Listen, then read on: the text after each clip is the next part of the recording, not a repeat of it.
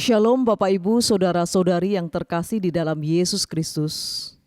Selamat Hari Natal. Sebelum kita mendengarkan firman Tuhan, mari kita membaca kitab Yesaya pasal 9 ayat 6. Sebab seorang anak telah lahir untuk kita, seorang putra telah diberikan untuk kita. Lambang pemerintahan ada di atas bahunya, dan namanya disebutkan orang penasehat ajaib, Allah yang perkasa, Bapa yang kekal, Raja damai. Mari kita berdoa. Kami bersyukur Tuhan di penghujung tahun 2022 ini, kami merayakan Natal. Dengan itu kami diingatkan bahwa Engkau Allah yang mengunjungi kami, Allah yang peduli pada kegelapan hidup kami. Allah menyelamatkan kami. Berkatilah ibadah Natal kami menjadi kemuliaan bagimu dan menjadi kekuatan iman bagi kami. Karena kami tahu hidup kami adalah hidup yang disertai. Di dalam nama Yesus Kristus, Allah Immanuel, kami berdoa. Amin. Natal itu begitu berarti bagi kita manusia berdosa. Karena Yesus lahir ke dalam dunia ini, bukan karena dunia layak untuk menerimanya, tetapi karena Tuhan sangat mengasihi kita semua. Seperti balungan, layakkanlah hatiku menyambutmu Tuhan. Seperti emas kemenyan dan mur, biar hidupku berkenan padamu. Seperti balungan, layakkanlah hatiku menyambutmu Tuhan. Seperti emas kemenyan dan mur, biar hidupku berkenan padamu. Sebab Natal akan berarti tanpa kasih-Mu. Lahir di hatiku hanya bersama-Mu, Yesusku, rasakan selalu indahnya Natal di hatiku.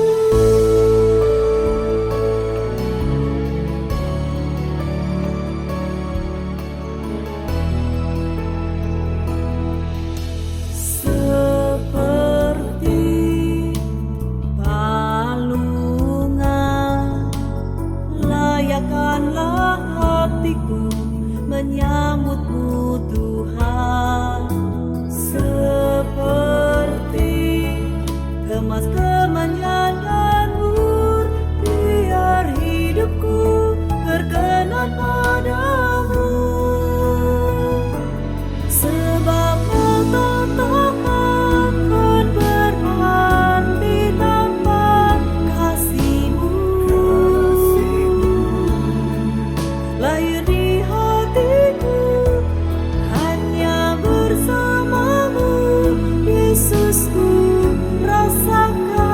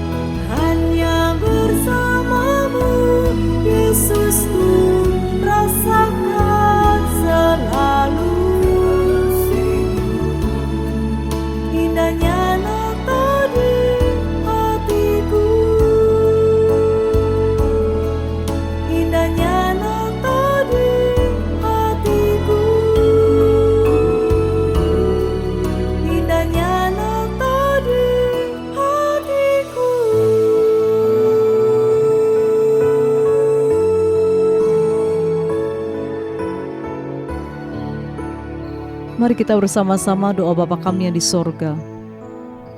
Bapa kami yang di sorga, dikuduskanlah namamu, datanglah kerajaanmu, jadilah kehendak-Mu di bumi seperti di sorga. Berikanlah kami pada hari ini makanan kami yang secukupnya, dan ampunilah akan kesalahan kami, seperti kami juga mengampuni orang yang bersalah kepada kami. Dan janganlah membawa kami ke dalam pencobaan, tetapi lepaskanlah kami daripada yang jahat. Karena Engkau yang punya kerajaan, kuasa, dan kemuliaan sampai selama-lamanya. Amin. Mari kita membaca pengakuan iman rasuli. Aku percaya kepada Allah, Bapa yang Maha Kuasa, Kalib langit dan bumi, dan kepada Yesus Kristus anaknya yang tunggal Tuhan kita, yang dikandung dari Roh Kudus, lahir dari anak darah Maria, yang menderita sengsara di bawah pemerintahan Pontius Pilatus, disalibkan, mati dan dikuburkan, turun ke dalam kerajaan maut. Pada hari ketiga bangkit pula dari antara orang mati, naik ke surga, duduk di sebelah kanan Allah Bapa yang Maha Kuasa, dan dari sana ia akan datang untuk menghakimi orang yang hidup dan yang mati. Aku percaya kepada Roh Kudus, gereja yang kudus dan persekutuan orang kudus, pengampunan dosa, kebangkitan tubuh dan hidup yang kekal. Amin.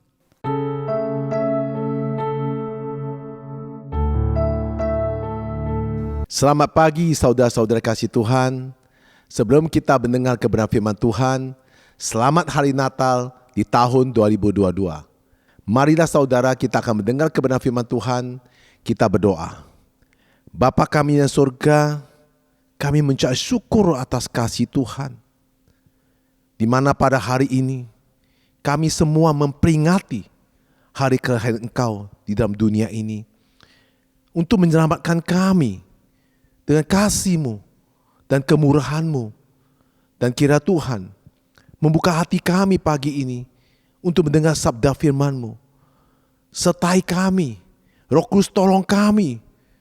Dan kira Tuhan juga mengurapin hamba-Mu, pakai hamba-Mu ini untuk menyampaikan setiap kebenaran-Mu sesuai dengan kehendak-Mu.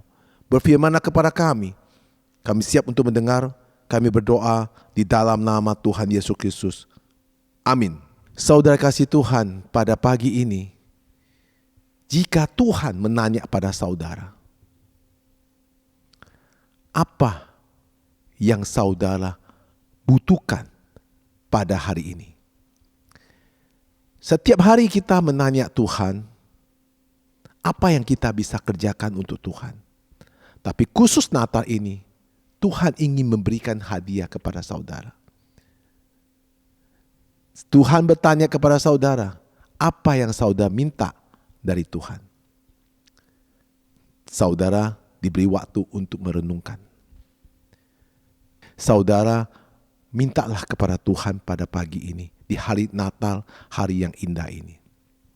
Saudara kasih Tuhan, pada pagi ini tema kita, siapkah saya terima mujizat Tuhan? Saudara kasih Tuhan, Natal adalah kelahiran Tuhan Yesus Kristus di dalam dunia ini secara jasmani. Kelahiran adalah dimulai dari suatu kehidupan baru yang di bumi. Sama seperti Yesus lahir dari Roh Kudus. Sudahkah kita lahir dari Roh Kudus? Sehingga ada suatu realitas kehidupan. Tuhan bekerja dalam hidup kita. Saudara kasih Tuhan, kelahiran Tuhan Yesus Kristus di bumi ini memberikan suatu pengharapan baru bagi manusia yang hidup di dalam perbudakan dan dijajahi oleh dosa serta kematian. Alkitab di dalam firman Tuhan mencatat, Matius pasal 4 ayat 16. Mari kita baca ayat 16. Bangsa yang diam di dalam kegelapan telah melihat terang yang besar. Bagi mereka yang diam di negeri yang dinaungi maut, telah terbit terang. Saudara kasih Tuhan, ada sesuatu yang sedang bergerak di dalam seluruh dunia ini. Di pada akhir-akhir tahun ini, saudara melihat ketakutan, kematian yang secara mendadak. Dari tahun 2020 sampai sekarang, sudah berapa banyak orang yang mati kena wabah penyakit ini. Ada ketakutan sakit yang tidak tahu dari mana. Banyak orang sakit kena virus yang tidak tahu kenapa dia sakit. Dan juga ada ketakutan yang dengan ekonomi yang akan hadapi resesi. Takut gagal dan takut menghadapi keterpurukan. Apalagi tentang masa depan. Tentu sangat takut sekali saudara kasih Tuhan. Dunia sekarang menghadapi masa seperti ini yang penuh dengan ketakutan. Saudara, saudari kasih Tuhan. Makna kelahiran Yesus bagi manusia dalam kehidupannya itu sangat nyata. Apa yang dimaksud sangat nyata? Yaitu mujizat. Mujizat Yesus Kristus sangat nyata. Kata mujizat di dalam kamus besar bahasa Indonesia itu ada kejadian atau peristiwa yang ajaib yang sukar dijangkau oleh kemampuan akal manusia. Peristiwa Natal mengajari tentang sebuah mujizat. Lahirnya Yesus Kristus dari seorang perawan yang dikandung oleh Roh Kudus. Maria mengandung seorang anak melalui proses yang bagi kita semua tidak masuk akal. Bagaimana mungkin ada orang yang bisa mengandung seseorang tanpa dibuahi dan masih perawan? Alkitab mencatat di Matius pasal 1 ayat 23. Ayat 23. Sesungguhnya anak darah itu akan mengandung dan melahirkan seorang anak laki-laki. Dan mereka akan menamakan dia Immanuel, yang berarti Allah menyertai kita. Saudara kasih Tuhan, melalui kisah atau melalui kejadian yang ajaib ini, Tuhan Yesus mengajar kita tentang mujizat. Inilah sesungguhnya mujizat yang terjadi yang pertama di dalam bumi ini. Itu peristiwa kelahiran Yesus Kristus yang begitu luar biasa. Sebuah kemustahilan bagi manusia. Sejak kelahiran Yesus Kristus, Alkitab mencatat bahwa Tuhan Yesus dalam melakukan pelayanannya, Tuhan Yesus banyak sekali melakukan mujizat-mujizat. Karena Yesus Kristus sendiri adalah sang pembuat mujizat. Saudara-saudari kasih Tuhan, pada Natal ini, apa mujizat yang kita butuhkan dari Tuhan Yesus Kristus? Yang pertama, saudara kasih Tuhan, mujizat sakit atau keterpurukan. Mari kita lihat mujizat yang dilakukan oleh Tuhan Yesus Kristus yang dicatat oleh Alkitab. Markus pasal 5 ayat 25 sampai 28. Ayat 25. Ada di situ seorang perempuan yang sudah 12 tahun lamanya menderita pendarahan. Ayat 26. Ia telah berulang-ulang diobati oleh berbagai tabib, sehingga telah dihabiskannya semua yang ada padanya. Namun sama sekali tidak ada faedahnya. Malah sebaliknya keadaannya makin memburuk. Ayat 27. Dia sudah mendengar berita-berita tentang Yesus. Maka di tengah-tengah orang banyak itu, ia mendekati Yesus dari belakang dan menjamah jubahnya. Ayat 28, sebab katanya, asal ku jamah saja jubahnya, aku akan sembuh. Saudara kasih Tuhan, peristiwa ini terjadi dalam hidup wanita yang mengalami perdarahan selama 12 tahun. Bukan cerita, tapi peristiwa yang sungguh-sungguh terjadi. Mengakibatkan wanita itu kehilangan pengharapan, putus asa, serta keterpurukan atas penyakitnya. Tentu hal ini sangat menyusahkan dan menyedihkan wanita ini. Kondisi fisik wanita itu semakin memburuk. Keadaan keuangannya semakin menipis. Karena wanita itu terus berusaha untuk mengobati dengan berbagai caranya agar bisa sembuh. Hampir semua tabib sudah dikunjungin, namun sakitnya makin parah. Wanita itu sama sekali tidak bisa mengubahkan keadaannya. Tetapi wanita itu tidak tinggal diam. Dia mendengar ada seorang yang bernama Yesus yang bisa menyembuhkan penyakitnya. Lalu dia mengambil sikap harus bisa berjumpa dengan Yesus supaya bisa terjadi perubahan total dalam semua penyakit yang dia alami. Saudara kasih Tuhan, wanita itu berkata, asal ku jamah jubah Yesus, aku akan sembuh. Ketika wanita itu bertemu dengan Yesus, maka wanita itu pun sembuh total. Sehingga wanita itu bangkit dari keterpurukan. Saudara kasih Tuhan, saudara tahu, ketika seseorang mendapat vonis dari medis, menginap penyakit yang tak mungkin disembuhkan secara medis, maka orang itu akan terpuruk dan sangat putus asa. 2 bulan lalu, saudara kasih Tuhan, saya dibawa oleh seorang, membawa saya ke Serpong Kelapa Gading. Asal orang, bapak yang menginap penyakit TBC. TBC itu sampai menyebar kepada semua paru-parunya yang bernanah. Sehingga medis pun tidak sanggup menyedot nanahnya di paru-paru. Sehingga laki-laki ini terpapar di ranjang selama 2-3 bulan. Tidak bisa makan. Dan keadaan lemah sekali. Saudara kasih Tuhan. Tetapi anaknya laki-laki ini percaya. Dalam mimpinya, Tuhan Yesus mampu menyembuhkan papanya. Saudara kasih Tuhan. Dengan waktu saya dibawa ke sana untuk mendoakan seorang yang terpapar penyakit TBC ini. Yang terpapar di ranjang.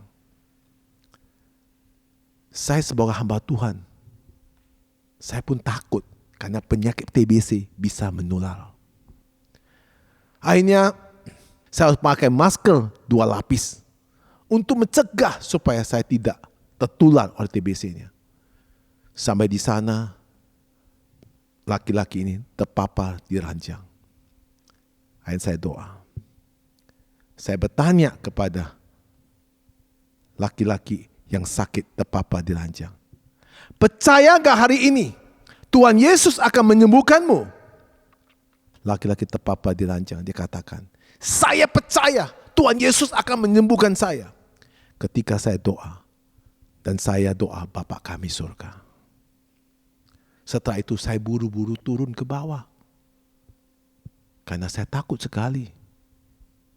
Karena penyakit ini bisa menular.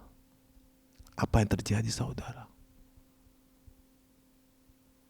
Setelah saya pulang, besok pagi saya dapat berita. Laki-laki yang tidur di ranjang itu bisa bangkit berdiri dan minta makan. Makan dengan sangat banyak dan minum sangat banyak. Dicek ke dokter secara medis. Laki-laki itu sembuh total. Inilah namanya mujizat. Saudara kasih Tuhan. Jika di dalam suasana Natal ini, saudara mengalami penyakit yang tidak bisa disembuhkan medis. Ayo, minta sama Tuhan. Percaya Tuhan Yesus mampu menyembuhkan saudara. Dengan iman seperti perempuan ini. Yang percaya Tuhan Yesus bisa menyembuhkannya. Asal ku jamah jubah Yesus, aku akan sembuh. Saudara kasih Tuhan. Mujizat apa yang kita minta dari Tuhan di suasana Natal ini? Yang kedua, mujizat di tengah resesi. Saudara kasih Tuhan. Mari, apa yang terjadi di Alkitab akan terjadi buat kita. Kalau Alkitab menulis mujizat itu nyata, begitu hidup kita juga akan melihat mujizat itu nyata. Di dalam kitab Perjanjian Lama, Alkitab juga mencatat 2 Raja-Raja pasal 4 ayat 1-7. Mari kita baca bersama-sama. Ayat 1.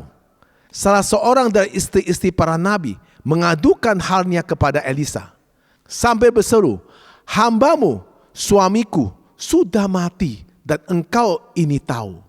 bahwa hambamu itu takut akan Tuhan. Tetapi sekarang penagih utang sudah datang untuk mengambil kedua orang anakku menjadi budaknya. Ayat kedua. Jawab Elisa kepadanya, apakah yang dapat kuperbuat bagimu? Beritahukanlah kepadaku apa-apa yang kau punya di rumah.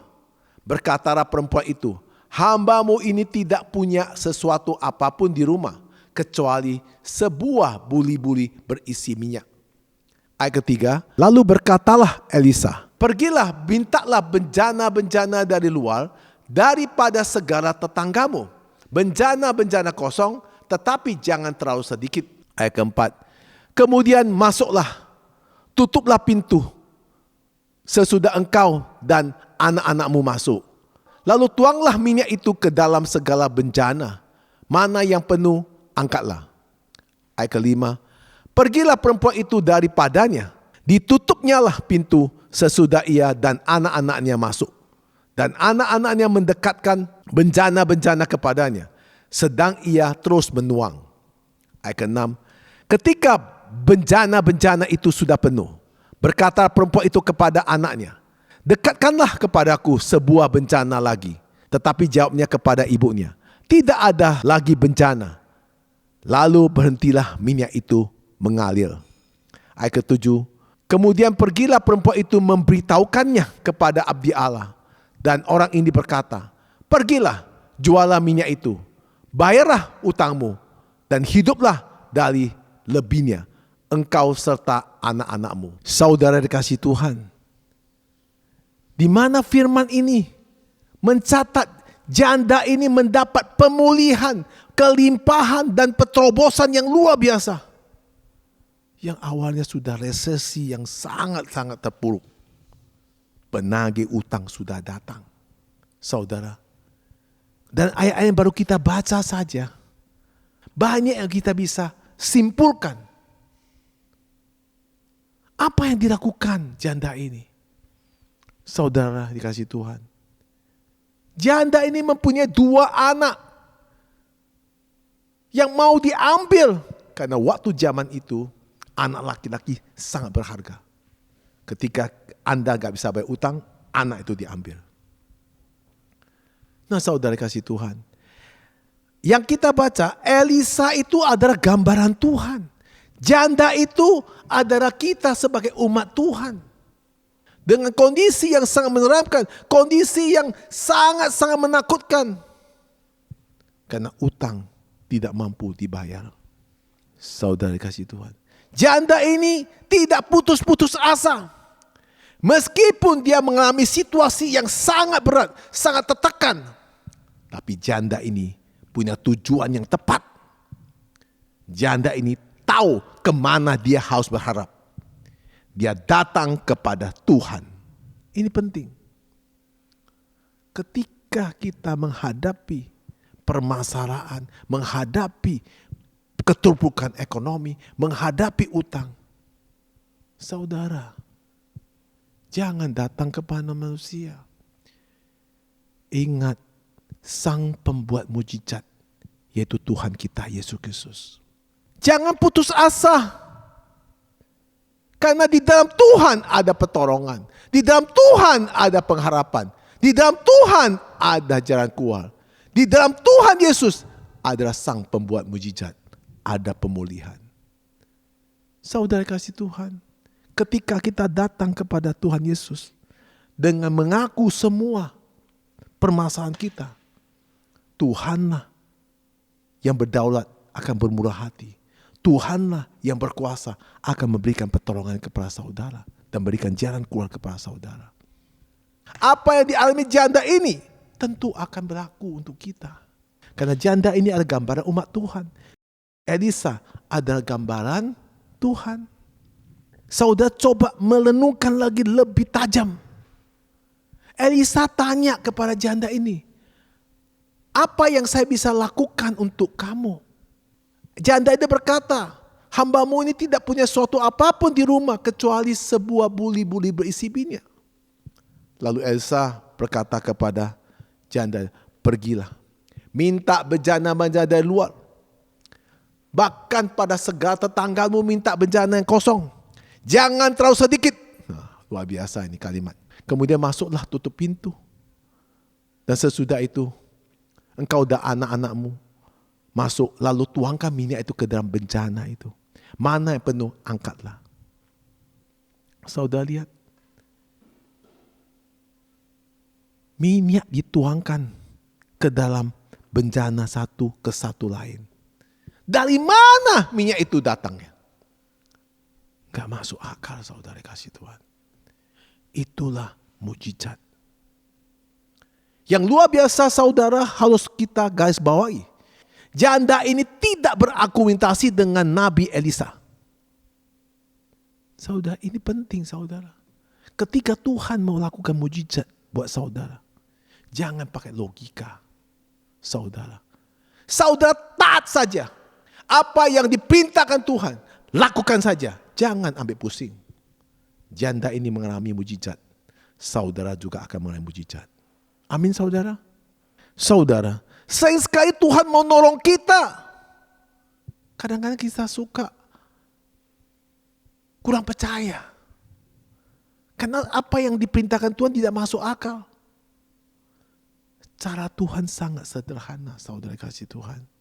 Kitalah yang suka melekayasa begini begitu. Cara Tuhan sangat sederhana. Kadang-kadang kita terlalu pakai logika kita, pakai pengalaman kita. Saudara,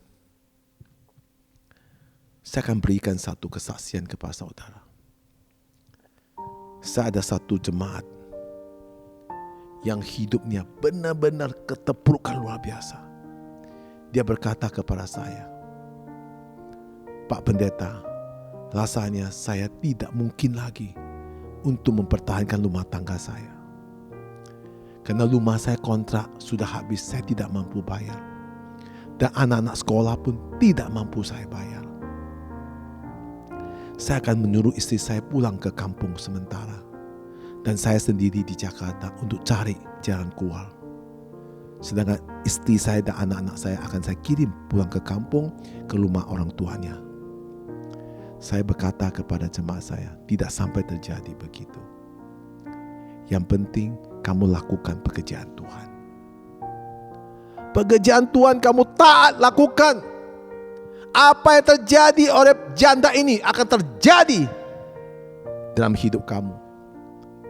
Jangan berargumentasi tentang ini. Percaya Tuhan mampu menolong kita. Karena Tuhan Yesus adalah sang pembuat mujizat. Dalam waktu beberapa bulan kemudian, dia mendapat jualkan tanah cukup besar, 10.000 hektar.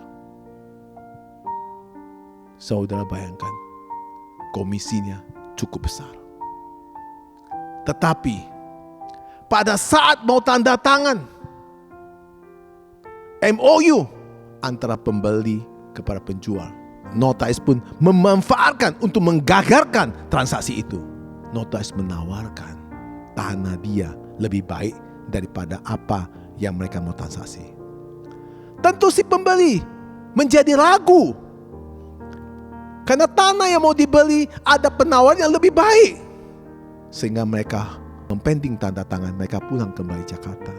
Saudara kasih Tuhan, menceritakan kepada bosnya bahwa begini begitu. Akhirnya kelihatannya sudah batal. Karena ada penawar notaris. Notaris tentu lebih baik. Dia ngerti hukum dan lebih ngerti semua surat-surat tanah. Dia katakan yang mau beli tanah itu bermasalah. Tetapi Tuhan tidak tinggal diam. Bosnya diberikan pencerahan oleh Tuhan. Bosnya memakai seorang feng shui untuk datang ke lokasi untuk melihat tanah yang ditawar notaris sama tanah yang mau dibeli yang sudah disepakati itu mana yang lebih benar. Tanpa diketahui siapapun, akhirnya orang feng shui itu melihat tanahnya. Setelah itu lapor kepada bosnya. Dia katakan, jangan beli tanah yang notaris, belilah tanah yang sudah awal sepakati. Saudara lihat, Bukankah itu mujizat? Itulah mujizat. Kau Tuhan yang sudah mulai, tidak ada satupun orang bisa menghalangi. Bahkan notaris sekalipun. Apa terjadi? Sehingga mereka mentandatangani PPJB. Terjadi mujizat. Akhirnya jemaat saya pun mendapat komisinya, dan dia bisa beli rumah, dia bisa beli apartemen, dan dia bisa beli mobil, dan keluarganya sekarang semua dipulihkan oleh Tuhan. Diberkati, diberkati, diberkati. Seperti janda ini yang tidak ada, tetapi dia diberikan oleh Tuhan. Seperti janda ini yang mengenai utang, akhirnya janda itu bisa bayar utang, masih punya sisa dalam kehidupannya. Bagaimana dengan saudara? Percaya gak mujizat Tuhan pada saat ini? Percaya gak dalam suasana Natal ini ada mujizat terjadi pada saudara? Yang ketiga, yang paling penting dari semua mujizat yang kita melihat dan kita nikmati, yaitu mujizat keselamatan. Saya ingin bertanya kepada saudara-saudari yang di rumah, pernahkah kalian berpikir suatu saat nanti pasti kita akan meninggalkan dunia ini? Baik kondisi keadaan kita sekarang sehat, diberkati, banyak aset, semua saudara-saudari dalam hidup kita ini sekarang ini, semua kita akan tinggalkan. Karena hidup ini semua yang kita ada titipan. Jadi tidak ada ajaran manapun yang menjaminkan bahwa saudara hidup itu kekal. Kita semuanya akan meninggal. Tapi pertanyaannya, apakah saudara pastikah masuk surga? Apakah pastikah saudara diselamatkan? Banyak ajaran yang mengajar kita untuk berbuat baik, beramal. Kita pasti masuk surga. Di dalam Alkitab mencatat, Yohanes pasal 3 ayat 16. Karena begitu besar kasih Allah akan dunia ini, sehingga ia telah mengkaruniakan anaknya yang tunggal, supaya setiap orang yang percaya kepadanya tidak binasa, melainkan beroleh hidup yang kekal. Saudara kasih Tuhan, coba saudara katakan pada diri saudara, apakah saudara siap menerima mujizat? Apa saudara siap untuk diselamatkan di dalam suasana Natal ini? Saudara, semua manusia hidupnya awalnya dosa. Ketika kita menerima Tuhan Yesus Kristus sebagai Juru Selamat, Tuhan memindahkan kita dari manusia yang binasa, kemudian manusia yang mati di umur tua. Itu kita dipindahkan menjadi manusia baru dan diselamatkan. Nah saudara kasih Tuhan, begitu besar kasih Tuhan akan dunia ini, melihat manusia-manusia yang hidup dalam dosa dan akan binasa. Semua kita ini akan binasa, semua ini kita akan tua dan mati. Tapi saudara, hari ini di Natal ini Tuhan lahir, ingin menyelamatkan saudara-saudara kasih Tuhan. Dan Tuhan ingin saudara disucikan, saudara dipulihkan, dan semua dosa saudara diampuni, dibersihkan, semua kutukan-kutukan. Marilah kita buka hati kita menjadi manusia baru. Dan marilah kita buka hati kita untuk terima mujizat. Siapkah saudara hari ini terima mujizat? Silakan saudara untuk memilih. Mari kita berdoa. Bapa kami surga, terima kasih atas firman-Mu. Kami semua siap untuk terima mujizat-Mu ya Bapa. Kami siap untuk dipulihkan. Kami siap untuk menerima terobosan-terobosan pemulihan yang luar biasa. Kami siap untuk diberkati. Kami siap untuk diselamatkan. Kiranya Tuhan memimpin kami, membuka hati kami, supaya kami semua diselamatkan Engkau. Kami berdoa di dalam nama Tuhan Yesus Kristus. Amin. Saudara dikasih Tuhan, siapkah saudara menerima mujizat? Inilah hadiah Natal yang Tuhan ingin bagikan kepada saudara. Selamat hari Natal, Tuhan Yesus memberkati.